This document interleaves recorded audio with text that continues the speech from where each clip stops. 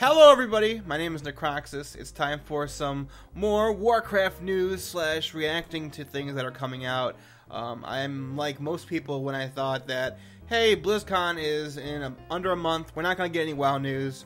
But, lo and behold, patch 6.2.3 preview was launched today, so let's go through it and I'll explain to you, things that I find intriguing, things that I like, and things that I don't like, as we always do. So let's get started. I'm reading right from the article, which I'll link in the description below. You can follow along or read whenever you would like to. So, patch 6.2.3 will be making its way onto the PTR soon, and we want to provide you with some insights on what's in store. We've made no secret our desire to expand the role and importance of dungeons in World of Warcraft as we move full speed ahead toward Legion. We look forward to sharing more of our plans in that regard during BlizzCon next month. At the same time, we've heard from many players they want more reasons to run dungeons and warlords. So we're pleased to announce this small patch which is focused on reinforcing the reward system around existing dungeons as well as expanding the scope of Timewalking feature that we introduced in 6.2. So, they did talk pretty heavily in the Legion announcement at Gamescom about wanting dungeons to be more important or more impactful, and these changes are doing that for good or for better or for worse. So let's go. Starting out with Timewalking. Get ready to go back in time to experience 6 iconic new dungeons from Cataclysm, new compared to what Timewalking is now, with this new Timewalking bonus event. You'll be able to face foes within Grim Batol, Stonecore, Lost City of Tol'vir, the Vortex Pinnacle, Throne of Tides, and Endtime once again and reap the treasures within. To round out our Timewalking journey, we'll also be adding the Pit of Sauron to the Wrath of Lich King Timewalking bonus event, and Magister's Terrace from the Burning Crusade. Both good. I really wish they would add the other 2 5-mans from ICC when they released the Icecrown Citadel patch, because Pit of Sauron's fun. I think Halls of Reflection is the most fun out of those 3. It's also the most challenging, at least it was back then. So I would have liked, if I had to pick one, I probably would have went with Halls of Reflection, but all 3 of them are pretty fun. I just wish they would add the other 2, and I don't know why they wouldn't. I don't know why they would. I guess here's, I'm going to do a big analysis at the end, but I guess right here is I don't understand their limiting of it. I don't understand why they don't just put them all in and then just say, here, have fun. It can't be like a numbers thing where they're like, we don't have the time to scale everything up and down. Sorry, hit my mic, because they found time to do this. They found time to do it with a bunch of new Cataclysm dungeons. They're adding in mounts and stuff. Why don't they just have all of them is my thought process on the thing. So, lest we forget, there's one more bit of news that's bound to draw you to the Vortex to do a little time walking. Players will now have a chance to earn a rare Infinite Time Reaver mount from any time walking boss. So that's cool. Any of the bosses in Timewalking, whether it's Cataclysm, Wrath of the Lich King, or Burning Crusade, you can possibly get this shiny new, if I can, this right here, shiny new, new mount. So here's a developer insight on the whole thing. One of the most common requests we've heard since introducing Timewalking was for there to be some way to obtain an infinite Dragonflight mount, since it would fit perfectly with the theme of time manipulation. Aside from being just plain cool looking, we agree, inspired by Murozond, the final boss of the Endtime dungeon that is included in the Cataclysm Timewalking rotation, the Infinite Time Reaver will be a rare drop from any dungeon boss during all of the Timewalking events. So, cool, chance to get a new mount. It's another reason to keep on doing those, besides after doing the one quest where you get a Hellfire Citadel cache. Once you do that, everybody I know just stop time walking after that, because there's no really incentive to do it anymore. Most of us are already at that level of gear or past it. So, next, Cross-Realm Mythic Raiding. With this patch, we'll also be introducing Cross-Realm Mythic Raiding. You'll be able to join with your friends, fill that one last spot, or have an easier time recruiting to backfill missing raid slots, allowing you to take on some of the most difficult encounters in Warlords of Draenor. As we're going to see with the very next point, Blizzard seems to be going back and forth with what they actually want to do, so let's explain the next point and then I'll go on further. Valor for the Valorous. With the patch, we'll be bringing back Valor as a currency. You'll be able to earn Valor once more by taking part in heroic and mythic dungeons, from various bonus events, running Raid Finder for the first time each week, and they're also bringing back item upgrades. To upgrade, visit your friendly neighborhood Ethereal to upgrade your gear to 5 item levels at a time, 2 times per piece of gear, so once again, another 10 item levels. for each piece of gear. Developer insights. Let's see why they're doing this again. Dungeon content shines when its difficulty is appropriate to players' power level. So, Mythic Dungeons will be the most lucrative source of valor for players who have items from Tanaan or Hellfire Citadel. For those who are still gearing up to tackle Mythic Dungeons, or those who prefer to use queued matchmaking, Raidfinder Wings in the first heroic dungeon each day will also provide valor, as will most of Seer Kazai's weekly quest events. Ethereal Voidbinders have made their way through time and space to Stormshield and Warspear, well to Orgrimmar and Stormwind. You can upgrade your Valor gear by 10 item levels. We decided to go with item upgrades rather than a Valor vendor, because item upgrades offer power that complements items from other sources, rather than competing with them. Have you gotten whiplash yet from going one to the other, one to the other, one to the other, one to the other? First it was, we can never do Mythic Dungeon cross raid, never do Mythic Raids cross raiding because that would break the spirit of the 20-man Mythic Raid. We will never do it. I cannot believe you would ask that question. There will never be cross-realm Mythic raiding. Now there's cross-realm Mythic raiding because people are stopping playing the game at this point. What else? Valor. We're removing Valor because we feel like it's a useless currency. Why should we have it? No one else is using it. We feel like we could make a much better system rather than just having Valor points. We're bringing back Valor points because we think it's better than adding new vendors to compete with items you already have, which is completely about face from 180 degree than what they were saying when they first removed Valor. As you know, I'm not saying this is good or bad, by the way. I just want to point that out there. Item upgrades. We're removing item upgrades because no one finds them fun and it seems mandatory.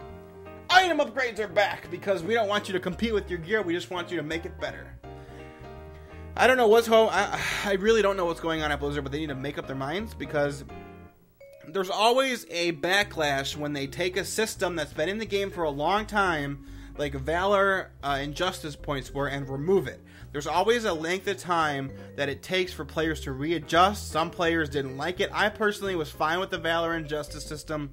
I wasn't mad that they got rid of it. I was just kind of more like, you didn't really replace it with anything better. So they got rid of it for no reason, and I was more confused than annoyed or angry.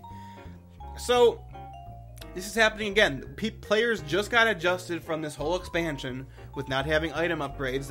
That's not as important as Valor and Justice to me, because item upgrades were really only in for one expansion, right? Only Miss, maybe Cataclysm 2, I can't remember, but not as long as having Justice and Valor points.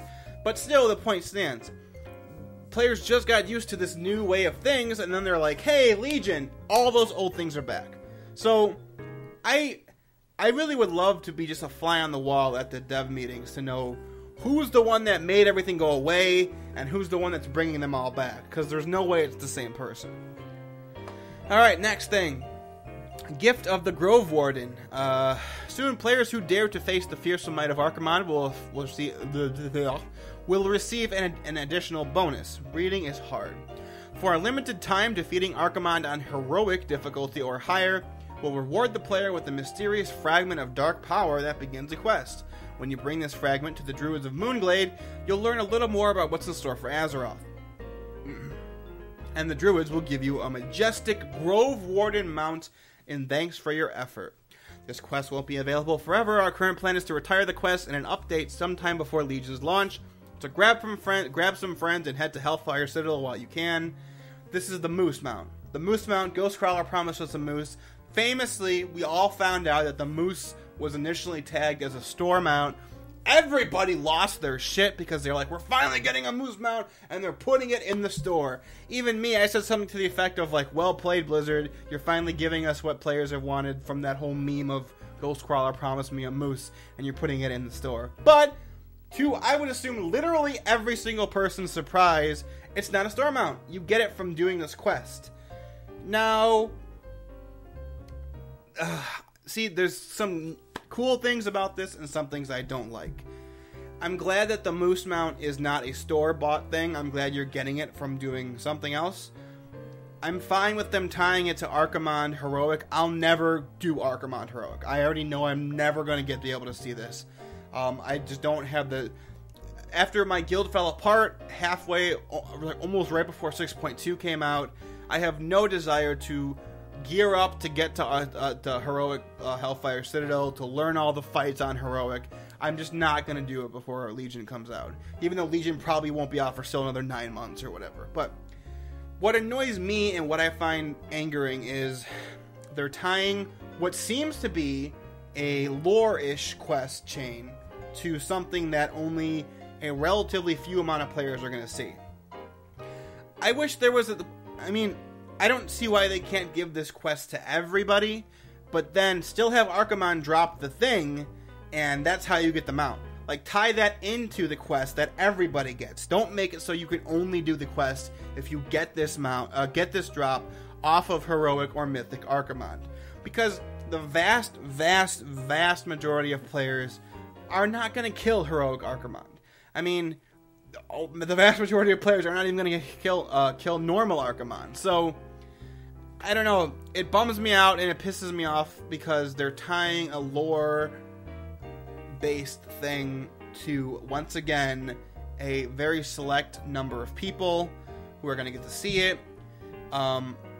A lot of which don't even care about the story. This has always been a problem when they release cinematics at the end of Mythic stuff. The people who beat those, they don't even bother recording it. They just skip right through because they're busy celebrating that they beat the Mythic final boss. It famously happened with Siege of Orgrimmar. I remember it happening with the Cho'Gall thing. People weren't even able to just sit there and record the little Cho'Gall event after Imperator Margok for a couple of weeks because people just skipped right by it. My point is, even those who are going to complete it, a lot of them don't even care about the story, when a lot of us here who do care about the story are not going to get to see it, because we're just not good.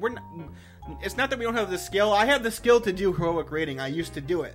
I used to do comparatively what heroic rating was in Vanilla and Burning Crusade, and I stopped in Wrath because I was bored. But I have that skill. It's just I don't have the time and I don't have the desire to do that anymore. And that's why I shouldn't be getting the mount. I'm fine not getting the moose, who I don't even think looks that interesting, but that's up to you. It's right over here. I just would like to see what this story is, because it's apparently tying into Legion. And it has to do with Archimon, something that he drops tying into Legion. The Druids of Moonglade, for some reason, are involved in that. I just really would like to see that. And I'm a little pissed that they are tying that to another thing that a lot of players aren't going to see. Now, if you just go there and it's like a quest where they're like, oh no, the Legion's going to come back, but they're not here yet, here's a moose, then I'll be fine with it. But if it's like a quest chain that is a couple of quests and there's some lore-y stuff in there, which it sounds like it is from this description, then I'll be upset. So, there's that. Finally, more bigger, better item rewards. Excuse me. We're expanding the range of item qualities for players with Mythic Dungeons in Titan Jungle. Players who take part in Mythic Dungeons will have a chance to gain items up to level 725. Players who receive Baleful items will now have a chance to gain items up to level 695. Players in Mythic Dungeons now also have a chance to get a new heirloom trinket that will scale to 110. Okay, so the insights here are: running a dungeon is a bit more exciting when there's a chance you might get a direct item upgrade versus simply earning a predictable currency per run. Thus, we're also expanding the power of Warforged items in Mythic. Rather than just a static plus 20 item level bonus when a Mythic item is Warforged, there will be a chance for an even greater increase in power. The luckiest players might even obtain items level 725 from dungeons drops, with increasingly better odds of 720, 715, and so forth, fully spanning the range from 685 to 725 in 5 item level increments. We're also applying this system to Baleful items from Tanan, which can now range in quality from 655 all the way to 695. Raiding, crafting, and PvP will remain the most reliable source of all the best gear available, but we like to create the chance of surprise when you're adventuring out in the world or in dungeons. This sounds good on the surface, but I think ultimately it's going to be a bad decision. This reminds me of Diablo-style loot getting, where there's so much randomness that the randomness is the point. And I don't think WoW is built like that. I think WoW is built to be, at best, minor stat things and a little bit of randomness, but not the random, ridiculous fest that Diablo has always been. And they fully embrace it in Diablo, which is why A lot of people like it, and a lot of people still play it. I still play Diablo 3, Reaper of Souls. So I think it's fun, but it's completely random. I'm not going to go kill Belial to get one of 4 items that he's always going to drop, hoping that it's the best gear. He could drop a fucking bajillion different things. You know, chests that you get from bounties can drop everything under the sun. The best stuff, the worst stuff, gray items, crafting stuff, recipes. It feels like they're taking like the random bits of that ideology and putting it into WoW, when WoW is already working on a different ideological system than Diablo. Does that make sense? I don't like it. I don't like that idea. I know that the whole point is like, oh, raiding, crafting, and PvP is still the best way to do it. But if you want to have like a catch-up system, why make it totally random? That's frustrating. If I have like an alt, or if I'm coming in later into the game and I want to try and catch up, I don't want to have to be going and running the same thing multiple times just because, oh, this one time I got a 658 or 655, and the next time I got a 675, but this time I only got 665 again, and next time I got 695. I'm getting closer. Oh, but the next time I got 655 again, but then I got 675. I'm like, that's not fun. That's not fun. That's just making me do the same thing over and over and over and over again. I know that always has been part of WoW, repeatedly doing stuff, but very few cases or times has the development of the game purposefully been to make that more apparent. Does that make sense? Like, very few times has Blizzard purposefully developed the game to make you repeatedly run it because of its inherently random nature. And I'm not talking about drops from raids or dungeons, because there's an inherent repeatedness of having to run those in the first place. This is a second layer on top of that for apparently no other reason than to just make people run them again. So I could see why Blizzard would think this is a good idea in WoW right now. I think ultimately if they keep this idea going forward, it's going to be a bad one, and people still are not going to do it. Because from this, they're very clearly trying to make Mythic Dungeons a thing that people run, because right now, virtually nobody runs Mythic Dungeons. It's just not worth your time, it's not worth your effort, you can't queue for it, you have to get 5 players. It's just, unless you're paying for other players to drag you through it to get rewards, it's not worth your time. And so finally, there's an Arena Season 3. So there you go. And they're adding in new stuff, gear at 730, Gladiator gear at 740. So that's about it. That's patch 6.2.3.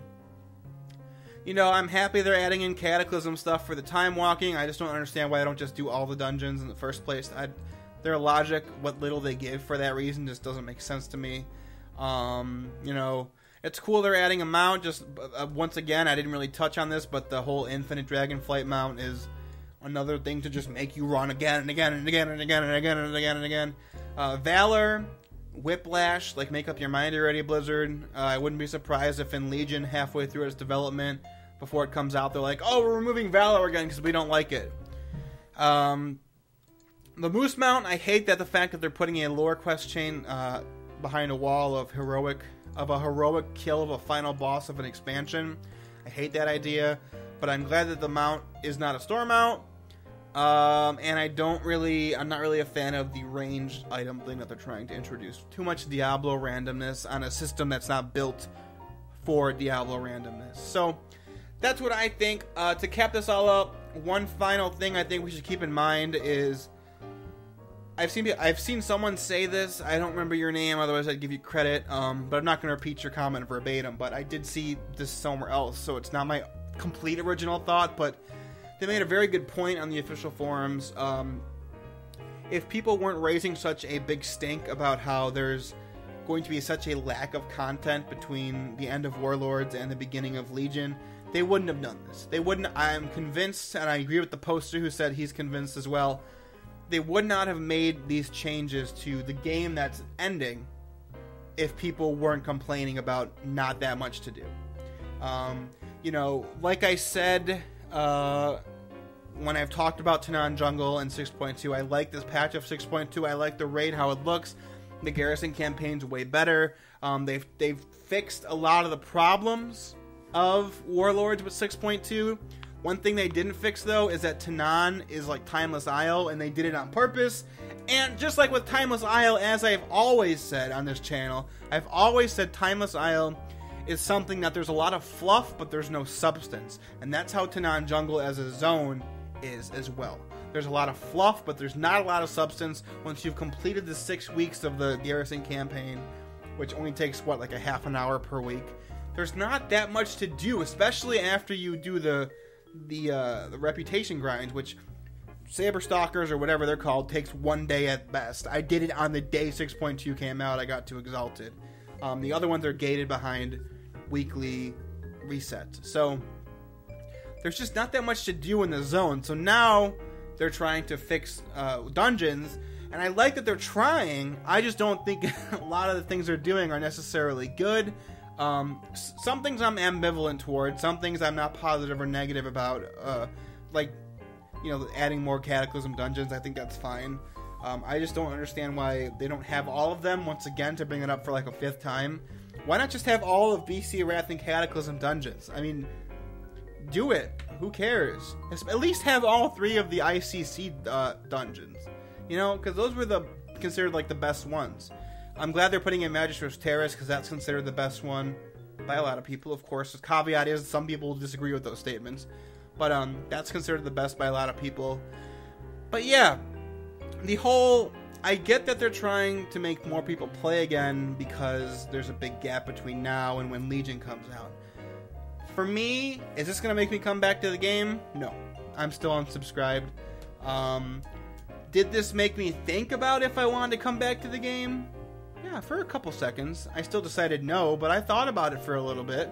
You know, I looked at everything. I considered, you know, do I want to try and kill Heroic Archimon to get the Moose? Nope. I considered it, but my answer was nope. But then of course I saw that there was like a lorry thing connected to it, and I considered it again. My answer still was nope, but it was nope also being a little pissed off because once again they're gating off stuff. So that's really it. I think I covered everything. So yeah, leave your thoughts of anything I've said here, anything about the news of this new patch in the comments below, and I will read them. But until then, thanks for watching. BlizzCon is in under a month. StarCraft Legacy of the Void is in under a month. Yeah! I'm still doing the Kingdom Hearts playthrough. I'm hoping and going to try I can finish that before Legacy of the Void comes out. Because if I don't, then those are just going to stop for a long time until I finish Legacy of the Void. But I want to try and get Kingdom Hearts done before Legacy of the Void comes out. I'm getting to a part in the game now where a lot more of the grindy stuff I can do off camera, so it's still possible, but thanks for the few of you who watch those.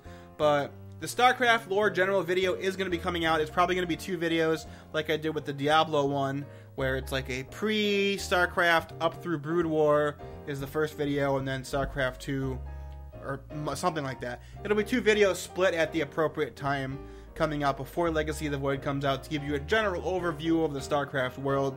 The Diablo 2 videos I did for that were well received, and people on my other videos said they would like to see a StarCraft version of that. So that is coming, but the Kingdom Hearts playthrough is more just kind of like filling space. Even though I do appreciate those of you who do watch me have mental breakdowns as I fail at the platforming in 100 Acre Woods and stuff like that. So stay tuned for more. Also, like I said before, the whole bunch of Legion videos will be coming out closer when to the game comes out, which we still don't know when. I expect at BlizzCon they're going to tell us a release date, or at the very least a rough time frame. But until then, thanks for watching, everyone. I'll see you then. Stay awesome, and yeah, farewell. Arc. Arc. Arc. Arc.